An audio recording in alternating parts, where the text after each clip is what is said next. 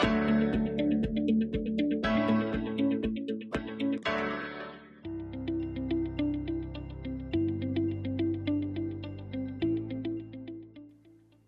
learners, welcome to another video on tenses. In the previous video, we learned what tenses tell us. Tenses tell us the time of an action. When an action has taken place. So it could be past tense, present tense or future tense. We also learned that every tense has been further divided into simple form, continuous form, perfect form and perfect continuous form. So we learned the simple form in the previous video. Now we'll study the continuous tense form. Now the continuous name itself tells us that something which is in continuation, जो काम हो रहा है, आज हो रहा है तो प्रेजेंट कंटिन्यूअस, पहले हो रहा था तो पास्ट कंटिन्यूअस और आगे हो रहा होगा तो future continuous. So let's begin with present continuous tense. Now in the present continuous tense, we use the first form of the verb by adding ing to it, and the helping verbs are is, am or are. Is used with singular subjects, are is used with plural subjects and am exclusively with I. Let's take an example. He is sleeping, they are sleeping and I am sleeping. So now look at these examples. The girl is doing her work. The blades of the windmill are rotating. Now the blades are plural, so we have added are. Now think of a few things which are happening around you. I am speaking. The wind is blowing. So all these are present continuous tense sentences. Let's have a quick check. Identify the error in each sentence. The boy is done his homework. So where is the error? The boy is done. Now is the helping verb, that is fine. But done? No. It is the third form, but we need the first form and ing. So it will become doing. The boy is doing his homework. Likewise, in the next sentence, all the contestants are practiced on the stage. Now, are is fine, but it will be practicing, ing. So, all the contestants are practicing on the stage.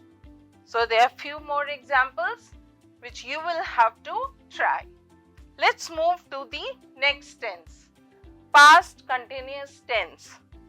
Verb is again first form plus ing, but the helping verbs will be was or were.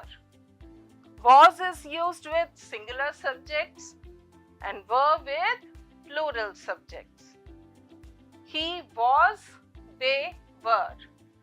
And the incidents which were taking place in past time are described in past continuous tense. Let's look at the examples. When I reached home, my mother was sleeping. The action was going on when I reached home. Likewise, when the mother hen was singing, the little ones slept. So one action is in past and one is in past continuous. Okay, now let's have a quick check. Identify the error. The boys is running quickly. So where is the error? The boys were running quickly. Did she going to market? So what will it be? was she going to market? Right. So next are for you to do. Now let's move to the next tense, that is future continuous tense. Now the actions that will be taking place in future time and will be in continuation will be in future continuous tense.